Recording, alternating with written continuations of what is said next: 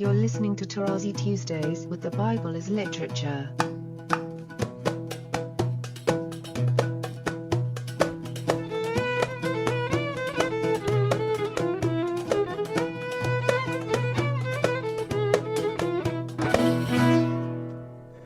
Hi, this is Father Mark Boulos, and you are listening to Tarazi Tuesdays with the Bible as Literature podcast. This week, Father Paul refers to the Apostle Paul's letter to Timothy, noting a disciple's duty to take every single opportunity at every moment to channel the content of Scripture at every turn, in time and out of time, using every chance afforded to share what you received, not from the teacher, but directly from the text. In this vein, Father Paul reiterates a point from his most recent presentation in Lebanon, noting the lexicographical significance of the word Qur'an for Christians, which is functional with the Hebrew triliteral qof-resh-alef. I am honored to introduce Father Paul on the Bible as Literature podcast, Tarazi Tuesdays. So this is how the books of Numbers and Deuteronomy prepare, really, for the entrance into Canaan, right? The following book after Deuteronomy is Joshua. And then you have the rise of kingship, which is the beginning of a very sad story. So, technically speaking, the king of Israel, as we hear in 1 Samuel, is that same God who is never referred to as the king of Israel in the 5 books of the Pentateuch. But one can smell. It's better to hear the message, but it's so powerful that you can smell it. This is where the people are led to understand that they didn't go out of Egypt, but they were taken out of Egypt by God. And they have always to remember that.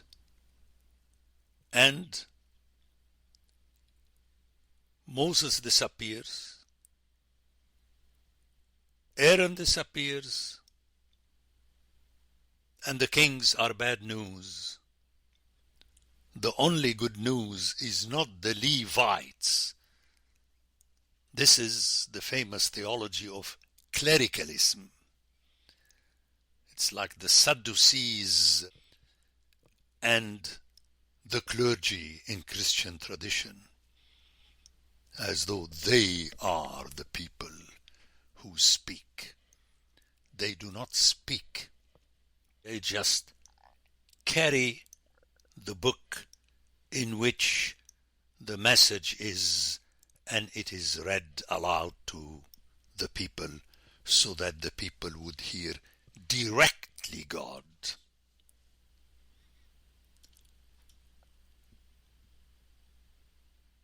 But since the original language, as I keep repeating, is consonantal Hebrew that was produced by the original hearers, one is to channel to the people in their language the content of Scripture and not comment on it. Just say it the way it is. If you have Sadducees, you say Sadducees. If the text says Pharisees, then you explain to the people what Pharisees are. If it says publicans, you do the same thing. But you do not theologize about that. And here I invite you to remember that famous passage from the letter to Timothy, which is the letter of Paul to his top adjutant, who was a bishop. And then he tells him that he has to manage the household of God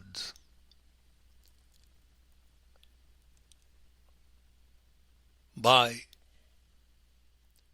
communicating Scripture to them, and he praises him because he grew up hearing Scripture. And then Paul asks him to communicate that message in time and out of time, any time you might find, to channel that Scripture that you know you have been bred on it. And this is my invitation, especially to the so-called clergy, not to fall in this clericalism. I'm not saying that the laity is better, because the lay leaders are clerical also. They think that they have the power to explain God to the people. Whereas the top clerk, which is the bishop, remember that clergy and clerk are from the same root, is for him to communicate the message of Scripture. Meaning, if Timothy did not know Scripture since his childhood, which means he was bred on it, then he would not have been able to communicate this to the people. So this is very powerful, because Paul, in his wording to Timothy, doesn't tell him, as I taught you. The reference between Timothy and Scripture is direct. This is what Paul taught him. And this is something I'm sure most of you have heard repeated on my lips, where quoting someone else besides Scripture, which is the words of God, through his prophets and his apostles, is something you have to communicate to the people, but not to quote their footnotes. And I shall end with this classic example of mine. Let's say you quote me during your sermon, as Father Paul taught us at seminary. And let's say during coffee hour, one of the parishioners would ask you to explain these words that came out of your mouth, because this is how you quoted me.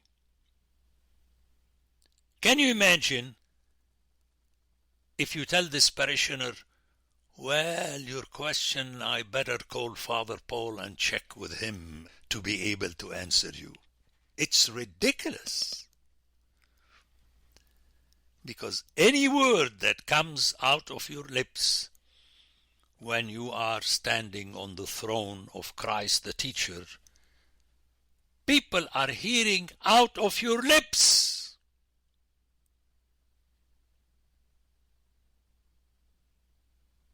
You cannot say, well, let me call Father Paul, or let me check with Jesus on Tuesday night. Usually I have my meeting with him and I'll get back to you next Sunday.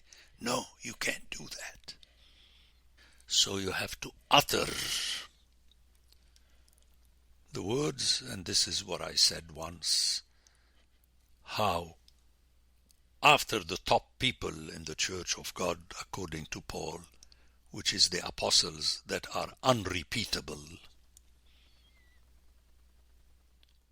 the second in line are the prophets, in other words, the people who speak during the meeting of the congregation. And then the teachers. But let's concentrate on the prophets. The typical example of the prophet is Jeremiah, in whose mouth or on whose lips God put his, meaning God's words. But we hear God's words through the lips of Jeremiah. This is in chapter 1. That mechanism is underscored in chapter 36 of Jeremiah. Phenomenal text. You can read it on your own. Where Jeremiah dictated his words to Baruch, his secretary or disciple. And the text in Hebrew is very interesting, which is Baruch gets those words al-pi,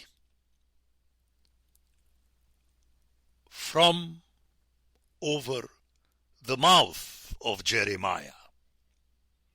That's what dictation is. Meaning what Baruch is writing are not his, Baruch's words, but Jeremiah. It's like today having a tape recorder. But let's follow the story. And I really would like you to go and read the entire chapter. So that manuscript Baruch takes, and it is given to the people who read it aloud to the king, because ultimately that's the whole issue of Qur'an. It's not give the copy to the king. No. Someone has to read it. The king would be seated and enjoying himself and listening. And the king didn't like, obviously, the content of the message. So he ordered that the scroll be burned. So Baruch goes back to Jeremiah and informs him of what happened. Now, nowadays, you would expect that Jeremiah would say, I'm too old now, and I'm sure since it is fresh on your mind, you remember what I told you, write it down. No way! The text says, Jeremiah sat Baruch again and dictated again to him, because these words are the words of Jeremiah. and not the words of Baruch. Phenomenal, and I think I would like to stop here and remember in a paper that I presented last year at the conference in Lebanon, I challenged the Christians. It was a conference between Muslims and Christians, that we should stop referring to the Qur'an as the scripture of the Muslims, but we should refer to our scripture as being our Qur'an.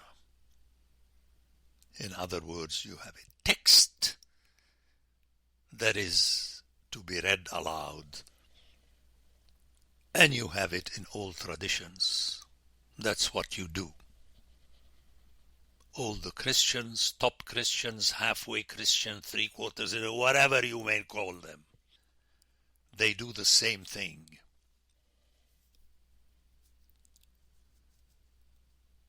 And interestingly, the Orthodox, in our tradition,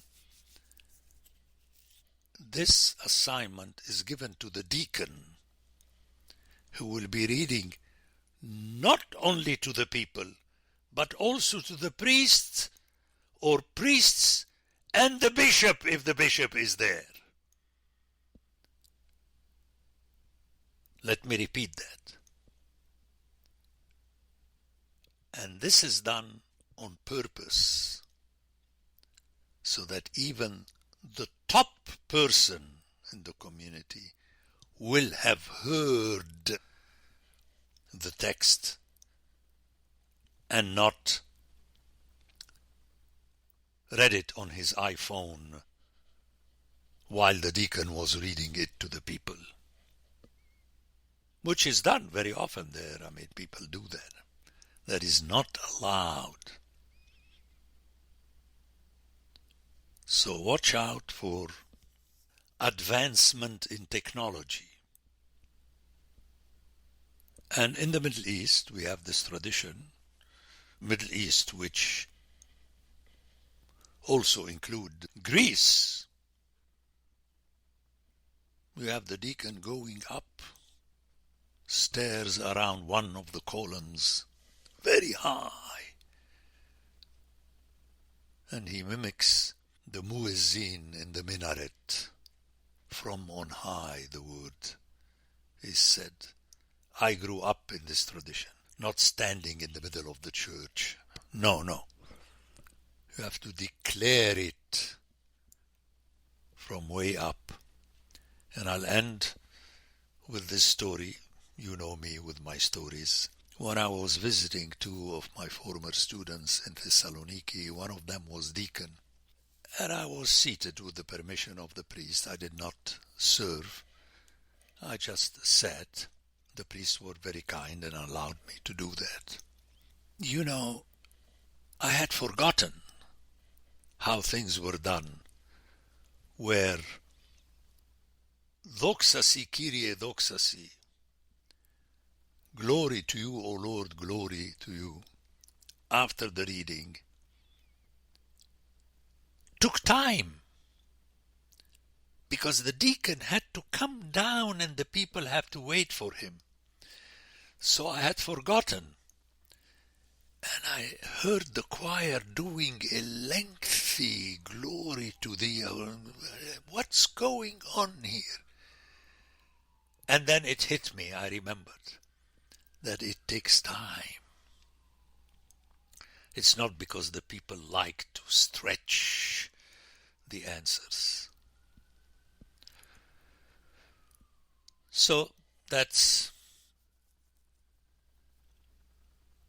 the importance of things that are written in 4 books between Exodus and Deuteronomy, and the Levites were responsible for the content of the original, and the king was asked to make a copy for himself. The Bible as Literature is a production of the Ephesus School Network.